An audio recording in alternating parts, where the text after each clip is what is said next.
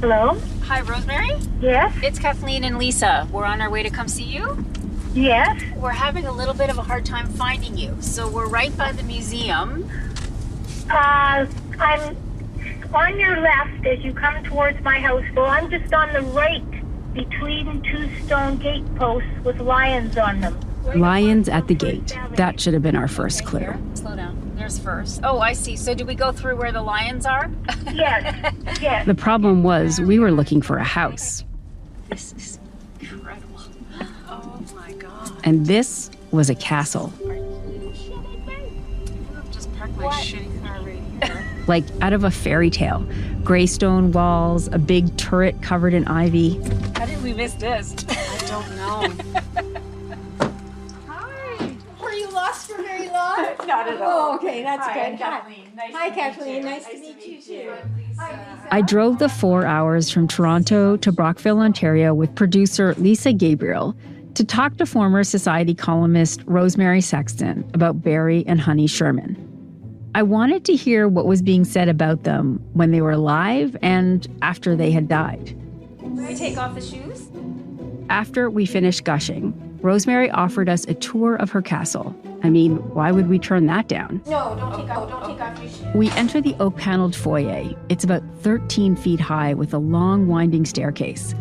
Think Downton Abbey if only one person lived there. And if you look up above, we didn't know that those were there. I noticed it was glass. They're so beautiful. Up in the coffered ceiling, in each corner, is a stained glass window lit from behind by the sun. Where can we sit?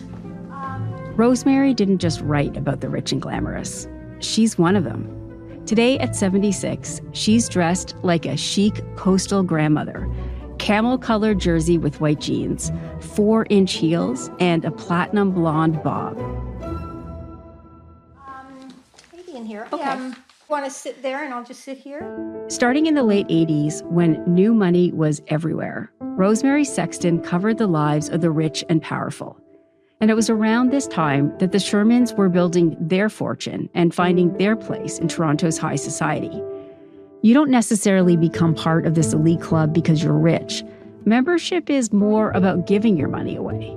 Generally, it means that you fundraise, raising money for all sorts of causes, hospitals, charities, symphonies, operas, and you get involved. First of all, the women get involved with their committee work, and then they bring their husbands to the parties, and then perhaps the husbands get involved in donating some of their wealth, and that's how you get on the party circuit. And you mentioned wealth, so these are wealthy Torontonians. Yes, they are. And Barry and Honey, of course, when I was writing, probably hadn't accumulated a lot of their wealth in the first stages. But then they became extremely wealthy. I think he was worth billions. Once the Shermans started to make the money and started to become part of that world, how were people reacting to them? What did people say about them? I think they were quite well liked. Barry was not outgoing and he was not a people person. I'm sure he was with his business pals, but within society, he probably didn't make a big social effort. But Honey was apparently very approachable and easygoing and fun to be with. So she would pave the way in that regard. And so the Toronto Society is ever on the alert for a new wealthy inductee into their midst, right? So I'm sure once they found out about Barry and also how philanthropic he and Honey were, they probably welcomed them with open arms. Honey especially. She was the charity rainmaker. If Barry was the bank, she was the teller. First of all, they were Jewish and they gave to a lot of Jewish charities. And no, I probably shouldn't say this, but I think Jews often are more philanthropic than us Christians, right? You can take that out if you want. As a Jew, I accept that we're more generous. Okay, I'm glad that you're Jewish too. So I think you are more generous, actually, with your charities. But I also think that Barry was a very focused person and that he made sure that the charities he gave to were part of the Jewish community who would note that and maybe feel beholden to him, and that it would burnish his name in the Jewish community and therefore help his business interests. What also meant a lot to the Shermans was seeing their names on things, like rooms of art galleries and wings of hospitals and old age homes. Honey and Barry moved in rarefied circles. So when did you hear about the murder? Tell me about that. Actually, it was in December, wasn't it? So I would have been in Florida. And I got calls and emails from friends of mine who thought I would be interested just because it was a well-known Toronto wealthy philanthropist. And they were so shocked by the deaths. And I was so shocked by the deaths. It's very strange that someone could go into their house and murder them and get away with it, isn't it? It seems very, very strange that nobody has been caught. Welcome to the no good, terribly kind, wonderful lives and tragic deaths of Barry and Honey Sherman. I'm your host, Kathleen Goldhar, and this is Chapter 5, Just Skate.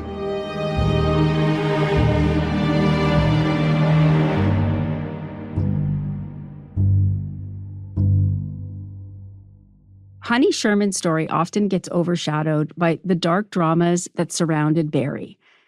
And those who we spoke to off the record agreed that there was very little out there about Honey that wasn't an addendum to her husband. She doesn't even have her own Wikipedia page. Barry sure does, and at last count, there were 82 footnote citations. Not only is there very little out there about Honey herself, it was really hard to get anyone close to her to speak to us. You were the eternal party animal, and you wouldn't let anything get in the way of having a good time. We all know that you suffered pain from arthritis. In fact, we called you the bionic woman because of all your replacement parts. But after every surgery, you would come out dancing, even if you needed the help of your super trendy hiking sticks. This is Honey and Barry's only son, Jonathan, speaking at their funeral. There were not a lot of private moments or particularly personal reflections shared during this very public event. But Jonathan spoke about a mother who attended every parent-teacher interview, who drove her 4 kids to endless practices, and who organized carpooling. He described a woman who was fun, outgoing, and the life of the party. One of my fondest memories was watching Hip Hop Honey dancing with the stars to raise money for Baycrest. Baycrest Centre is one of Canada's preeminent medical research facilities focused on aging, and it was one of Honey's favorite causes. Over the years, she raised millions of dollars for them. Winning that award stands out amongst all the others because I know how physically grueling that was for you and how strong you were. In 2010, Honey participated in a sort of Dancing with the Stars fundraiser for Baycrest. There's this wonderful video of her practicing with her professional dance partner. In it, she looks fit and strong. We really wanted to play this for you, but Baycrest wouldn't give us permission. No one at the center would even talk to us. I find it a little odd that they would refuse to talk about Honey, a woman who did so much for them. What risks do they face?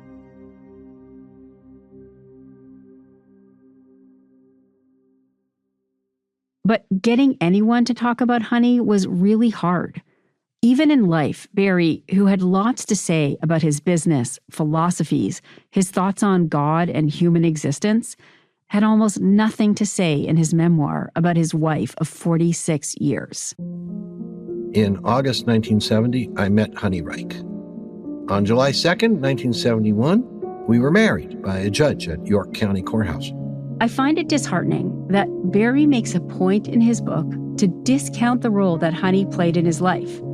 You've heard this before, but I feel like it's worth repeating. The fact that I make little mention of my wife and children should not be taken as suggesting that they're not important to my life, as that would be anything but true. However, it seems to me that information about my family is likely to be of less interest to a reader than my observations relating to philosophy, Canadian politics, and the pharmaceutical industry. Barry not only ignores Honey in his autobiography, but he says little about her anywhere. And in what we can find, he's commenting on her philanthropy, just like everyone else. It's unfortunate and unfair that the majority of stories being told are about Barry. So we're going to do our best to try and paint a picture of Honey here. This is a podcast, right? It so I is, don't yes. have to worry about my t-shirt. No, Okay. no, you wouldn't We have a whole bunch of places. We could do it in here. We could do it. There's a family room. We could do it Just in. somewhere where you and I can sit. Bernie Farber was a little reluctant to talk to us at first about Honey, but after a lifetime of public advocacy, he has a comfort level with journalists that a lot of people don't have. My name is Bernie Farber. I am I was the CEO of Canadian Jewish Congress for its last almost 9 years of existence, but I worked with them from 1984 to 2011.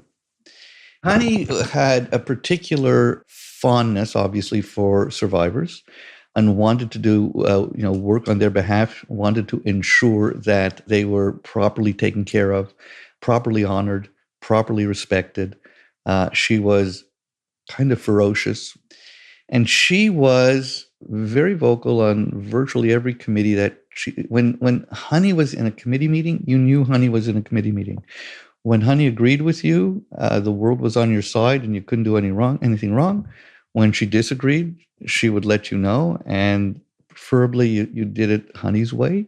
Bernie doesn't feel comfortable calling Honey a friend. She was more of a partner in philanthropy. But he did get to know her well enough to understand where her motivation for giving came from. My recollection of discussing it occasionally with Honey is that she didn't have much of a memory of the DP camp itself. Displaced persons camps, or DP camps, were set up across Europe to give safe harbor to those who couldn't go home.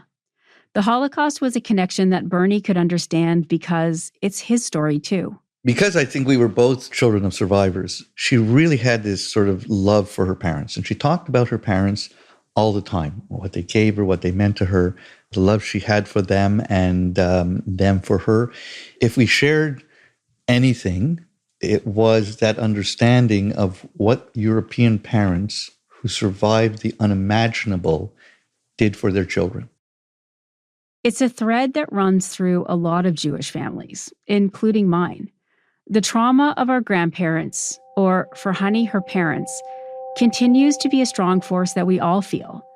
We just deal with it in different ways. For Honey, it was the focus of her philanthropic work. We were survivors of the Holocaust, my family. At their funeral, Honey's younger sister, Barry Sherman, talked about their early days. How after World War II, their parents ended up in a displaced persons camp in Austria, where Honey Reich was born. My sister wasn't just my sister for all of those of you who knew us. She was my best friend, and she was my other half. We completed each other's sentences, and we never went anywhere without the other. Mary talked about growing up in a very strict home, a family that came to Canada as poor immigrants. When we were really young, Honey and I didn't know we were poor. Our parents bought a house and rented out every square inch of it. There was our bedroom, but we didn't know it was a hallway with 2 fold-up cots. And no matter what, Honey never forgot how lucky we were. That didn't matter how much you had to give back, you had to be happy, and you had to love family. And she did.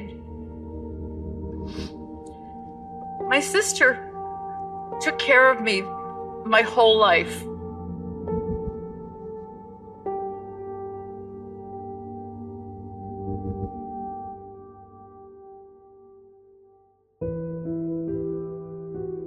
They all carried this trauma with them. And there is a weird and awful irony that her violent death harkens back to the trauma that her own family experienced. I mean, it's awful. I remember when I first heard the news, that's the first thing I think about is, that's not right. There's something, it's just, the whole thing is just not right.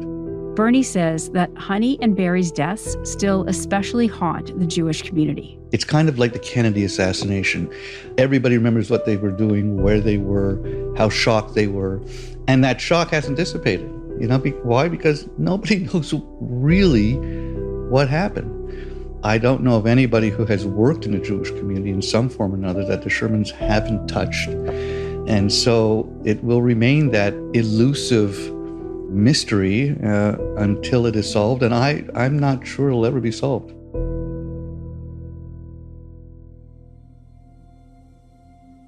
Up until now, when we've looked at the deaths, we focused on Barry being the target. Was it a big pharma deal gone bad? His legendary litigiousness? Or was it someone in the family? All these theories are motivated more or less by money. But what if it was more personal?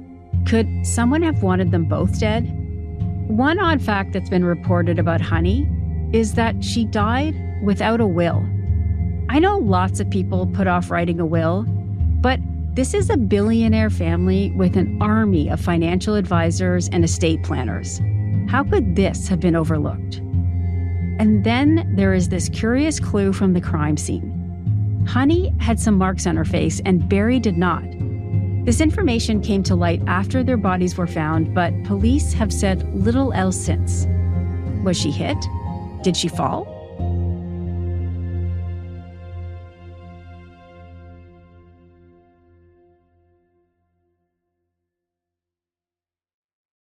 I will say that she had a huge heart, but she was a ball buster. Aubrey Dan's connection to the Shermans goes way back. Like Bernie Farber, he wouldn't call himself a close personal friend of Honey, but he says they grew closer through their philanthropic efforts. Aubrey's father, Leslie Dan, owned Nova Farm, one of Canada's earliest makers of generic drugs. And Leslie was a contemporary and a competitor of Lou Winter, Barry Sherman's uncle. Lou was the person who started Empire Labs, the company that Barry would eventually buy. These gentlemen who were the ones that began the generic drug business, they were the outsiders. They really were the pioneers to the pharmaceutical sector. Aubrey met Barry while working for his dad, and their relationship was purely business until years later when Aubrey met Honey. This was got to be around maybe 2003, 2004. What happened was that together we identified one organization called JACS, which stands for Jewish Addiction Center. So I felt my connection with Honey is that we both collaborated together for a philanthropic cause. Then from there, whether we go to just say to political functions, we see each other. It turned out that I belonged to the same golf club, and when my membership was announced, she was the first person to reach out to congratulate me. So again, we developed a really nice relationship. Aubrey says he was in awe of Honey's relentlessness. She would chase down people to give money. She arm twist them, but she always did it from a perspective of helping different organizations. That was a huge driving point. She was social with her friends, with her sister. The two of them were incredibly tight, very family-orientated from that perspective, but she was always down to earth. Whenever she would see me, she'd give me a big hug. So she was very personable that way. She didn't flaunt it, where some people would flaunt it. She was one who was very, very aware of the dollar, which is good. She didn't lose that perspective. Today, Aubrey Dan is better known for producing plays. And even here on stage, there's a connection to the Shermans. The biggest show that I produced was a show called Jersey Boys. It was at the Toronto Centre for the Arts, and now called the Main Stage. But before it was the Main Stage, it was called the Apotex Stage. And it was a donation made by Honey and Barry Sherman. The fact is that she would have the choice to do whatever she wants to do for her life. And she chose to really make a positive difference. And she did.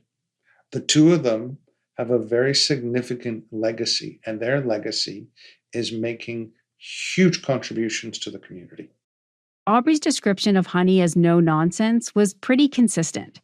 Murray Rubin, who you may remember as a friend and old client of Barry's, didn't have a lot to say about Honey. But his wife, Rhoda, remembered her this way. She was quite something. She was a very open person. And whatever you heard from her was the truth, what she felt. She had health issues. She had a lot of arthritis. She would call up, or I would call, and how you doing? Fine. Never once did she complain about anything relating to her and her health, and she had plenty to complain about. So she was very, outgoing, a little brash, but, and as she always said what she felt, she was very open that way. Yeah. We did talk to a few people who knew Honey but wouldn't go on the record. One person said she could be loud and obnoxious, and more than one person used the word bitch to describe her. Yet another told us that if she entered her favorite hair salon and someone was in her regular chair, that person would be moved very quickly. But the story that I found most revealing was told by her sister Mary at Honey's funeral. I had a tendency to break my bones, and my sister was always in charge of taking care of me. And one time, we went skating. And there was the guard around the rink, and I guess I went off and I hurt my leg. And I went to my sister and I said, honey, my leg hurts. And she was terrified that our parents would get angry at her. So she said, you're fine, skate. And I said, it hurts. And my leg was blowing up. And she said, you're fine, skate. Finally, somebody stopped and said, I think there's something wrong with your sister. And paramedics came, and I had a multiple fracture, and she had made me skate for 15 minutes on a broken leg. And that became one of our go-to stories because we always laughed. And when things would happen, she'd say, don't worry about it, just skate. I have a younger sister too, and I'm sure that she could tell a story or two about me being rather mean to her as we grew up. But this story seems like such an odd choice for someone's eulogy. We would love to have talked to Mary about all of this, and we did ask for an interview, but she never returned our calls. Well, they were opposites in some respects. This is Bloomberg reporter Matthew Campbell. Barry was very dour, not humorless, but very, very serious. I had a number of people say things to me, variations of there was never any small talk with him. It was just all business all the time. She, on the other hand, was quite a bit more outgoing, much more comfortable in social settings. She was at every charity event in the city very enthusiastically. She had a wide circle of affectionate friends. And so they were kind of temperamental opposites in a way, although it seemed to work for them, notwithstanding the fact that there had been, certainly claims, their marriage was not so happy. It did last an incredibly long time. So it seemed like something was working. It was something that Bernie Farber saw too. Barry was quiet, withdrawn, sometimes a little ornery. So when we sat with Barry and Honey, Honey was never at the table. She was going from table to table, talking and telling stories and joking. Barry was always at the table, just sat there.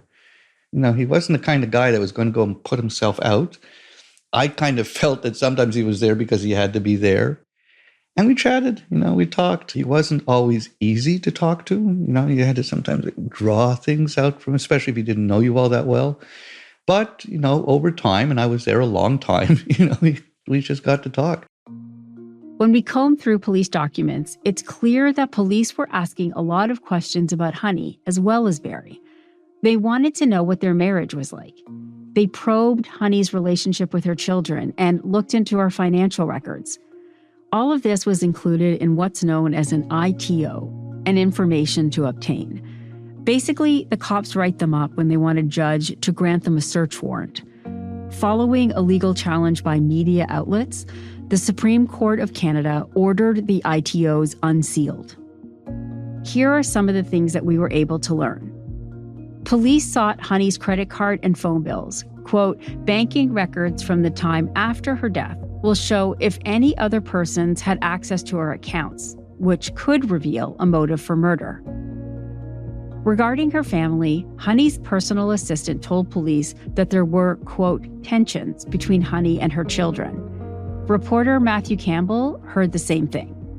The relationships had been somewhat strained at times, that there had been some issues, although, never to the point of a real rupture. It doesn't sound like Jonathan and his mother were very close. He told police that he couldn't remember the last time he spoke to her, and that they mostly communicated through email. And Kaylin, their youngest daughter, told police that all the siblings were closer to their father than their mother. Ted Florence, Barry's nephew, noted that he didn't believe Honey was very accepting of her son Jonathan's, quote, gay lifestyle, but that she had, quote, dealt with it. There were also lots of comments about their marriage. It sounded pretty tumultuous, as their daughter Lauren told police that her parents were the swearing and screaming type. Jonathan told police that his parents had a private relationship and a public one.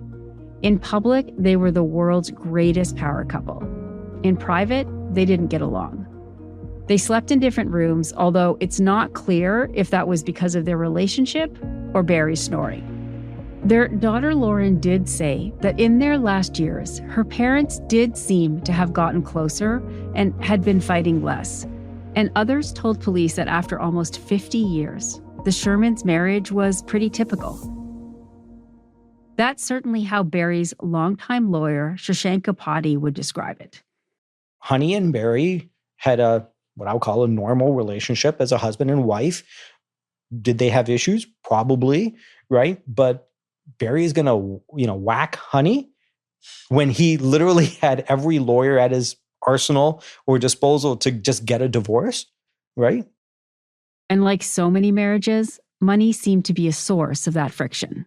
I sense there was always that tension, even though it was unwritten, between where Honey wanted to kind of control more of the spend on the kids. And Barry was like, oh, they're my kids. I got to give them whatever they want because that's what dads do, right? We bend over backwards to make sure that we give our kids anything that they need, right, to succeed. And Honey said, well, they shouldn't get as much, or maybe they need to work for it a little bit more and have more of a plan.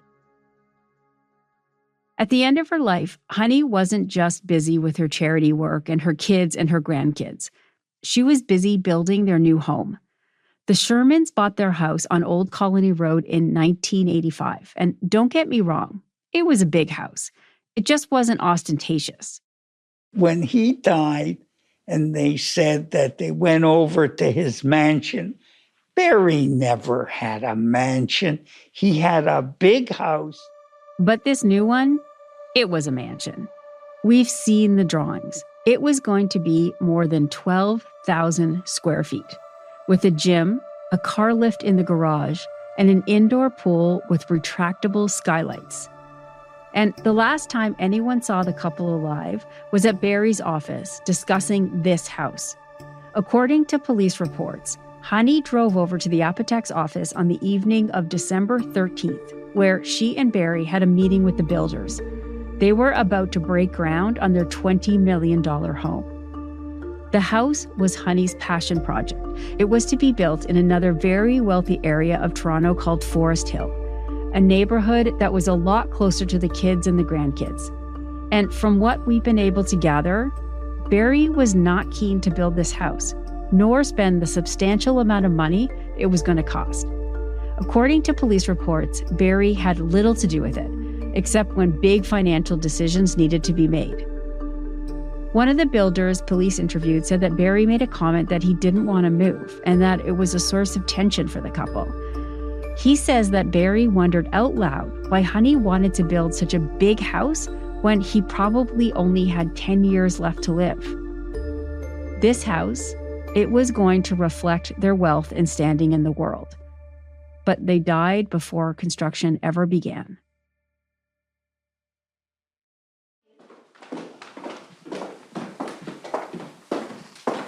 And then this is the library. Oh, wow. We're back with Rosemary Sexton. Edgar and I had a fire here every night in the winter, fall, and spring before we went to Florida, because that's a really nice fireplace.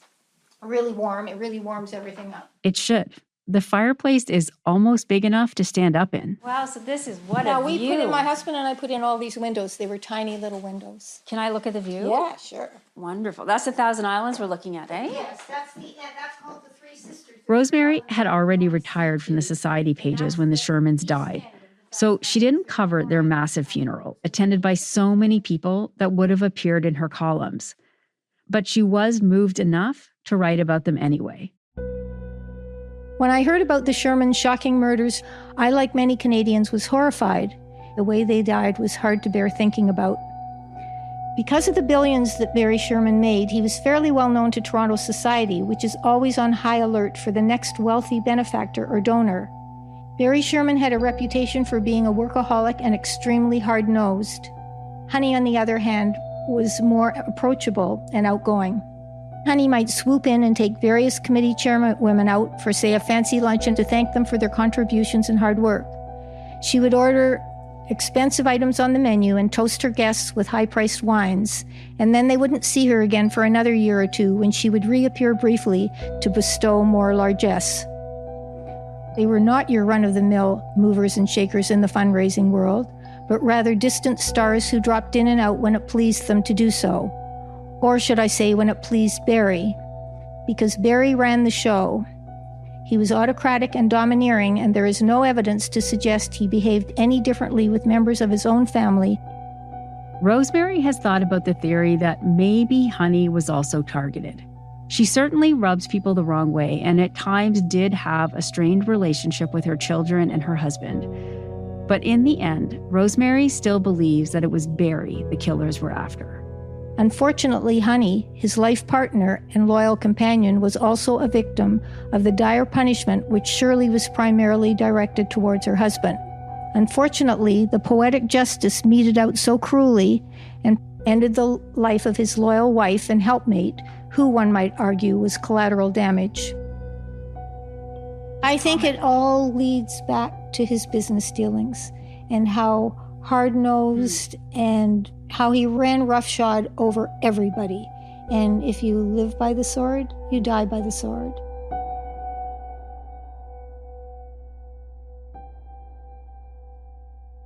Next time on the No Good, Terribly Kind, Wonderful Lives and Tragic Deaths of Barry and Honey Sherman. This is a perfect storm of conspiracy theory. It's got all of the ingredients, none of the answers. Total vacuum of information and a complete list of all of the big players who people blame conspiracies on. This episode was written and produced by me, Kathleen Goldhar, and Michelle Shepard. Lisa Gabriel is our producer. It was executive produced by Charlie Webster, along with Lisa Gabriel and myself. Andrea Varsany is our associate producer. Our technician is Laura Antonelli. Sound design and mixing by Reza Daya. The role of Barry Sherman is played by Saul Rubineth. Stuart Cox is the executive producer for Antica. This is a Lionsgate Sound co-production with CBC Podcasts. Lionsgate Sound engineered by Pilgrim Media Group in collaboration with Antica Productions, exclusively for CBC.